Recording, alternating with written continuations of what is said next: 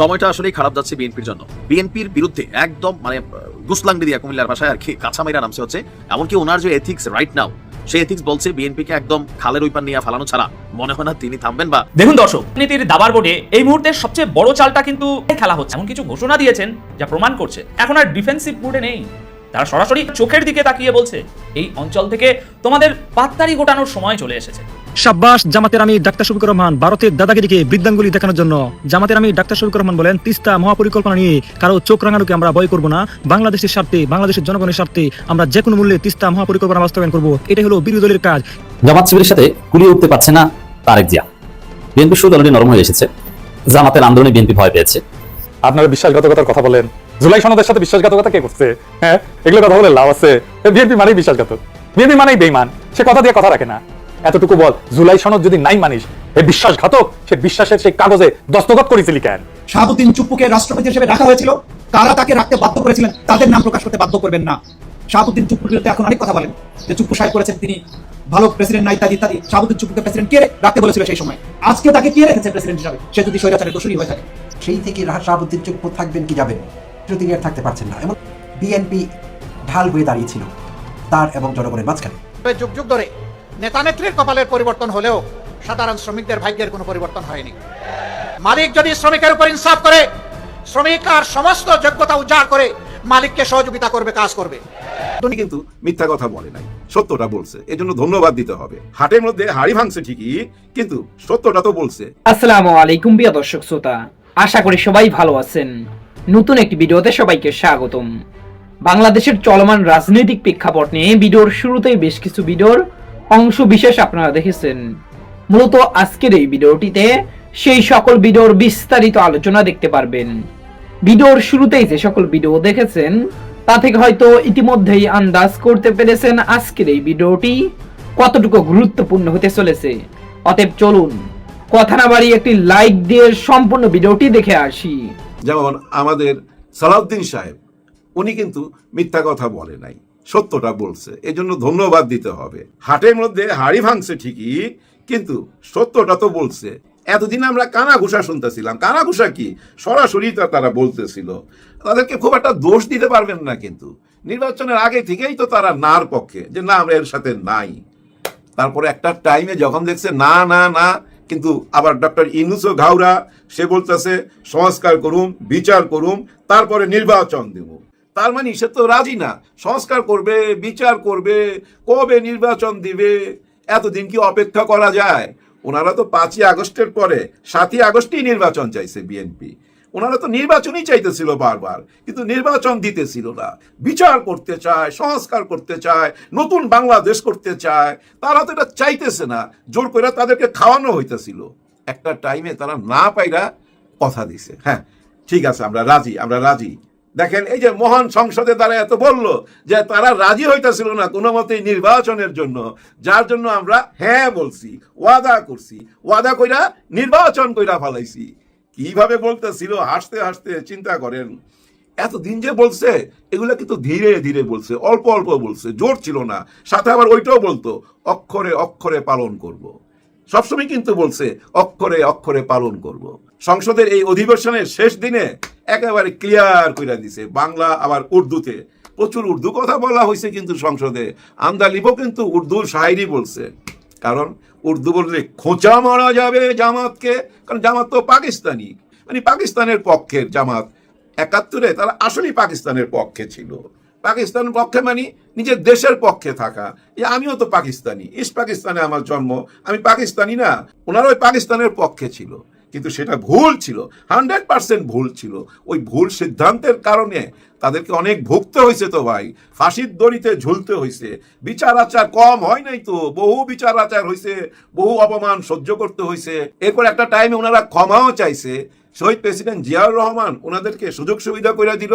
79 সালে আবার জামাতে ইসলাম নতুনভাবে যাত্রা শুরু করলো এই দেশে। তার মানে কি এই দলটা পাক পবিত্র হয়ে গেল, শুদ্ধ হয়ে গেল, ক্ষমা পেয়ে গেল সবার কাছে? না, সবার কাছে ক্ষমা পায় নাই। বিশেষ করে আওয়ামী লীগের কাছে তো ক্ষমা পায় নাই। আওয়ামী লীগের ওই একটাই কথা ছিল, ওরা রাজাকার রাজাকার, আর আমরা স্বাধীনতার পক্ষের। এই একটা কথা বলেই দেশ চালাইছে। আর এই কথাটা বলতে বাধ্য হয়েছে তারা। কারণ কি জানেন, জামাত মানি তো একটা ইসলামিক দল। আর ইসলামবাদী রাজনীতি যদি এখানে জায়গা উঠে, নারে তাকবীর আল্লাহু আকবার স্লোগান যদি শোনা যায় আপনার চারিদিক থেকে যদি এরকম ধ্বনি শোনা যায়, ওই ধ্বনি তো বাতাসে বয়ে নিয়ে যায় ওনাদের কানের মধ্যেও ঢুকাইয়া দিবে, ওনারাও তো শুনতে পাবে। হায় হায়, ওদিক থেকে নারে তাকবীর আল্লাহু আকবার স্লোগান আসতেছে। ভয়ের ব্যাপার না, ভীষণ বড় ভয়ের ব্যাপার। কিন্তু ওনারা কিন্তু নিজেদের রাজনীতি করবে, ওনারা কিন্তু হিন্দুবাদী রাজনীতি করবে, নিজেরা হিন্দুবাদী রাজনীতি করবে, জয় শ্রীরাম স্লোগান দিয়া যা ইচ্ছা তাই করতে পারে। কিন্তু এখানে যদি ইসলামবাদী রাজনীতি জায়গা উঠে, ইসলামের কথা যদি এখানে বারবার প্রচার করতে থাকে, ইসলামিক পন্থীরা যদি দাঁড়ায় যায় রাজনীতিতে, তাহলে তো ওনাদের জন্য একটা বিরাট হুমকি। যার জন্য ওনারা কি করছে, আওয়ামী লীগকে হাত কইরা এই জামাত ইসলামকে রাজাকার ট্যাগ দিয়া দাবায় রাখছে, ছাত্র শিবিরকে দাবায় রাখছে, বিভিন্ন রকম মামলা মোকদ্দমা দিয়া দাবায় রাখছে। আর দাবায় রাখছে কাদেরকে? বিএনপিকে। দেখেন, যখনই আওয়ামী লীগ বলতো জামাত বিএনপি অথবা বিএনপি জামাত, এই কথাটা কিন্তু শেখ হাসিনা বলতো। কখনো এমন বলে নাই শুধু বিএনপি বা জামাত, এটা বলে নাই, বিএনপি জামাত অথবা জামাত বিএনপি, এইভাবেই তো কথা বলতো। এই বিএনপিও কিন্তু মজলুমের দলে ছিল, যার জন্য বিএনপি জামাত শিবির দেশের জনগণ মিলা সবাই মিলে একটা 5ই আগস্ট ঘটাইলো। 5ই আগস্টে কি হইলো সবই এখন অতীত, এগুলো এখন মুইছা যাইতেছে ধীরে ধীরে। এই জুলাই খায়া ফেলাইছে ভাই, জুলাই খায়া ফেলাইছে, হজম কইরা ফেলাইছে। কিভাবে বলতেছে, ওপেন বইলা বেড়াইতেছে যে ওই সংস্কার আর ওই বিচারের অপেক্ষা থাকলে নির্বাচন আরো 5 বছর পর হইতো, যার জন্য আমরা রাজি হয়ে গেছি। মানে মিথ্যা প্রতিশ্রুতি দিছি, মিথ্যা জবান দিছি, মিথ্যা ওয়াদা করছি। জাতির সাথে মিথ্যা কথা বলছে, এটা আবার সংসদে দাঁড়ায় বলতেছে, কারণ সংসদে তো মিথ্যা কথা উনি বলে না। হ্যাঁ, সালাউদ্দিন সাহেব সংসদে মিথ্যা কথা বলে না, যার জন্য ওপেন কইরা দিছে। এতদিন রাইখা ঢাইকা বললো, এতদিন তো রাইখা ঢাইকা বলছে, কিন্তু হঠাৎ করে এইভাবে ওপেন করে দিল কেন? সাহসটা কোথায়, জোরটা কোথায়? সাহসটা তো আছে, যেহেতু ওনারাই সবচেয়ে বড় দল এখন বর্তমানে, সাহস এখানে আছে। কিন্তু কোমরের জোরটা কোথায়? তাহলে কোমরের জোরটা কোথায়? কোন জোরে এভাবে ওপেন বইলা দিল যে আমরা প্রতারণা করছি, ওয়াদা ভঙ্গ করছি? একরকম বেইমানি তো, মুনাফিকি। ওপেন বলতেছে। দেখেন ভাই, মিডিয়াতে ছড়ায় গেছে এই কথাটা নিয়ে যে হ্যাঁ উনি এটা কি বললো, এতদিন সবাই রাইখা ঢাইকা বলতেছিল, এখন ওপেন বইলা দিছে। তার মানে কোমরে একটা জোর আসছে, পাওয়ার আসছে। সে পাওয়ারটা কি? শেখ হাসিনার পাওয়ার। হ্যাঁ, শেখ হাসিনার পাওয়ারটা হয়তো ওনাদেরকে সাহস দিছে। আসি ভাই আপনার পিছনে, বইলা যান, কোনো মতেই জুলাইকে সামনে আসতে দেবো না। জুলাই খায়া ফেলান, হজম কইরা ফেলান। আসলেই তো এখন খাইছে, এখন হজম কইরা ফেলবে। ভাই ব্রাদার, যে কোনো সরকার হইলে তো এইটুক চিন্তা করবে। আচ্ছা, এই জুলাইতে এত রক্ত দিল, 1400 মা বোনের বুক খালি হইলো, 24 থেকে 28 হাজার মানুষ পঙ্গু হইল। পঙ্গু মানে বুঝেন তো ভাই, 26 থেকে 28 হাজার ফ্যামিলি, 28 হাজার পরিবার পঙ্গু হয়ে যাওয়া, ধ্বংস হয়ে যাওয়া, তাই না ভাই? তারপরও কেন ওনারা এভাবে সাহস করে বলতেছে? ওনারা কি একটুও ভয় পাইতেছে না? ওনারা কি একটুও ভাবতেছে না? আচ্ছা, এরা যদি আবার মাঠে নামে, এরা যদি আবার দাবির জন্য রাস্তায় নাইমা যায়, তখন কি করুম? তখন কিভাবে এদের ঠেকামু? ওই আগের মতো, শেখ হাসিনার মতো প্রশাসনকে কাজে লাগায়া, পুলিশ র্যাব আর্মি সব কাজে লাগাইবেন ঠেকাইবার জন্য? এটা কি হয়? এটা কি সম্ভব? মনে হয় সম্ভব। নাইলে এভাবে উনি কেন বলতে যাবে? আপনারা না বলছেন অক্ষরে অক্ষরে পালন করবেন, সবগুলা পালন না করেন, কিছুটা হলেও তো পালন করবেন, তাই না? কিছুই তো করতেছেন না। যেমন জামাত এবং বিএনপিকে নিয়ে একটা কমিটি করছে বিভিন্ন রকম সমস্যার সমাধানের জন্য, কিন্তু কমিটি তো করা উচিত ছিল জুলাইকে নিয়ে। জুলাই কি হবে সেটা নিয়ে তো আগে সমাধান করা উচিত ছিল। দেখতে দেখতে 2-2.5 মাস চলে গেল, প্রথম সংসদ শেষ হয়ে গেল, আবার হয়তো ঈদের পরে যায় আবার নতুন করে কি আর শুনুম? ওই একই কথা শুনুম, 71। হ্যাঁ ভাই, 47, 52, 71, আবার ওই 90, আবার ওই 24, এইসব আলোচনার মধ্যে সবসময় বড় আলোচনা কি? আমরা মুক্তিযোদ্ধা, আমরা স্বাধীনতার পক্ষে, আর তোরা রাজাকার। কি ভাই, এইটাই তো হবে আবার। হ্যাঁ, দেখেন আবার যখন সংসদ বসবে ওই একই আলোচনা হবে। আমার মনে হয় কি জানেন, সংসদে সবাই মিলা একটা সিদ্ধান্তে আসা উচিত। দেশে কতগুলা রাজাকার আছে এটা একটা লিস্ট দেওয়া উচিত। আমরা যদ্দূর জানি 10,989 জন রাজাকার আছে। হ্যাঁ, 10,989 জন রাজাকার। এখন কি এতগুলা রাজাকার বাইচা আছে? তাদের কি বিচার আচার হয় নাই? শেখ মুজিবুর রহমান তো তাদের বিচার করছে, আবার ক্ষমাও করছে। যারা ক্ষমা পেয়ে গেছে আইনের ফাঁক দিয়া, তাদেরকে তো আর ধরতে পারবেন না। আর যাদের বিচার করা, তাদেরকে তো বিচার করাই হয়েছে। এই বিচার থেকে তো ভাই বিএনপির সালাউদ্দিন সাহেবও বাঁচতে পারে নাই। সালাউদ্দিন সাহেবকেও তো ভাই ঝুলানো হয়েছে। এত ট্র্যাজেডি, ওনার মৃত্যুটা দেখেন, মৃত্যুর 4 ঘন্টা আগে উনি জানছে আজকে ওনাকে ঝুলানো হবে। উনি খুবই আশা করছিল রাঙ্গুনিয়া নামে একটা জায়গায় ওনার কবর হবে, কিন্তু সেখানে ওনাকে কবর দিতে দেয় নাই, অন্য জায়গায় কবর দেওয়া হয়েছে। আমি এমন ঘটনাও দেখছি, ছাত্রলীগের পোলাপান যায়া ওনার কবরের মধ্যে আক্রমণ করছে, ওনার কবরের সাইনবোর্ড খুলে নিয়ে চলে গেছে। এই দৃশ্য তো দেখছি, এই ঘৃণাও তো দেখছি। তারপরে সারা দেশের মানুষের ঘৃণা নিয়ে ওনারা চলে গেল। কিন্তু আপনারা যদি ওই একই পথে চলেন, আপনারা কি ঘৃণার বদলে ভালোবাসা পাইবেন এটা আশা করতেছেন? না, নিশ্চয়ই না। ঘৃণা জন্ম নিচ্ছে, মানুষের ভিতরে ঘৃণা জন্ম নিচ্ছে, মানুষের মধ্যে বিতৃষ্ণা জন্ম নিচ্ছে, মানুষ অস্থির হয়ে যাইতেছে। কারণ কি জানেন? চোখের দেখা একটা জুলাই, এই জুলাই স্বীকৃতি দিবেন। আচ্ছা বাদ দেন স্বীকৃতি, একটা গণভোট তো হয়েছে এই দেশে, ওই গণভোটের তো স্বীকৃতি দিবেন। গণভোটের স্বীকৃতি দিলেই তো দেশের সংস্কার হয়ে যায়, সবকিছু আবার নতুন করে শুরু হয়। যে স্বপ্নটা আমাদেরকে দেখানো হয়েছিল সেই স্বপ্নটা তো আমাদের পূরণ হয়। এখন কি মনে হয় জানেন? গত 2 বছর যাবতই ঘুমের মধ্যে আছি, আর ঘুমের মধ্যে ওই জুলাই স্বপ্ন দেখতেছি। আর একটা কি দেখতেছি জানেন? আমার ওই স্বপ্নের মধ্যে কে জানি আইসা হিসু করে দিয়া চলে যাইতেছে, তারপরে আমার ঘুম ভাঙতেছে, হিসু করার পরই ঘুম ভাঙতেছে, কারণ আমার মুখে হিসু করছে। তো আমার তো মনে হয় আসলে ভাই আমরা ঘুমের মধ্যে আছি। শেখ হাসিনাও চলে গেল, আমাদেরকে পুরা জাতিকে ঘুম পাড়ায় দিয়ে গেল, আমরা ওই ঘুমের মধ্যে আছি। ঘুমের থেকে জায়গা দেখি, ওই যে আমার মুখের মধ্যে হিসু করে দিয়া চলে গেছে, আমার স্বপ্ন ভাঙা গেছে। এই স্বপ্ন আর কিভাবে পূরণ হবে? এই স্বপ্ন খায়া দিছে ভাই, জুলাই খায়া দিছে। এই স্বপ্ন পূরণ করা ভীষণ কঠিন হয়ে যাবে। এই স্বপ্ন পূরণ করতে গেলে আবার রক্ত ঝরবে, আবার দেশে অশান্তি হবে। তারপরে সবচেয়ে বড় কথা, মানুষ কি মাইনা নিবে? আমাদের বয়সী মানুষরা হয়তো মাইনা নেবো, বয়স হয়ে গেছে। কিন্তু এই জেনারেশন, যে জেনারেশন ভাই এখনো ঘুমাই নাই। লিটল ফ্লাওয়ার স্কুলের মধ্যে দেখছেন না, ঢাকা একটা নাম করা স্কুল লিটল ফ্লাওয়ার, ওই স্কুলের মধ্যে একজন টিচারকে একটা ছাত্র অপমান করছে, তার গোপন জায়গায় হাত দিছে। টিচার উনাকে 2টা থাপ্পড় মারছে। তারপরে দেখেন স্কুলে ফোন দিছে ওই ছাত্রের বাপ, এই তোমার যে টিচার আমার ছেলেকে থাপ্পড় মেরেছে তাকে আমার বাসায় পাঠাও চা খেতে। প্রধান শিক্ষক কেন ওনার কথায় উনাকে পাঠাইলো? কারণ উনি একজন বিচারপতি। উনার বাসায় যাওয়ার পর চা ঠিকই খাওয়াইছে, চা খাওয়াইয়া তার ছেলের কাছে মাফ চাওয়াইছে। চিন্তা করেন, এখন এটা জানার পর ছাত্ররা, সারা স্কুলের ছাত্ররা যখন জানছে তাদের শিক্ষককে বাসায় ডাইকা নিয়ে অপমান করছে, এখন রাস্তায় নাইমা গেছে। এখন তাদের দাবি ওই বিচারপতিকে তাদের কাছে ক্ষমা চাইতে হবে। ব্যাপারটা দেখছেন কতটা জটিলতা দেখা দিল? কারণ পাওয়ার। হ্যাঁ, উনি পাওয়ার দেখাইছে, পাওয়ার দেখায় বাসায় ডাকছে। আচ্ছা ভাই, আমার কথা, সে শত্রু হোক, যত বড়ই শত্রু হোক, আমি তাকে চায়ের দাওয়াত দিছি, সে আমার মেহমান, তাকে আমি বাসায় না 2টা কথা বলতে পারি হয়তো আমার ছেলে ভুল করছে, আপনি কিছু মনে করেন না। কিন্তু তাকে দিয়া, ওই টিচারকে দিয়া ছাত্রের কাছে মাফ চাইবেন, এইভাবে পাওয়ার দেখাইবেন? ঠিক এইভাবেই কিন্তু পাওয়ার দেখানো হলো। এই যে সংসদে যেটা বলা হলো না, এটা কিন্তু পাওয়ার, ক্ষমতা দেখায় দিল। এই ক্ষমতার বিরুদ্ধে মানুষ রুইখা দাঁড়াবার অভ্যাস হয়ে গেছে। তো এই জেনারেশনকে দাবায় রাখতে পারবেন না। এই যে আর 2-3 মাস পরে আবার জুলাই আসতেছে, ওই পর্যন্ত হয়তো অপেক্ষা করবে। জুলাই আসলেই আবার আগুনের বৃষ্টি হইতে পারে, সামাল দিতে পারবেন না, আবার আগুনের বৃষ্টি হইতে পারে।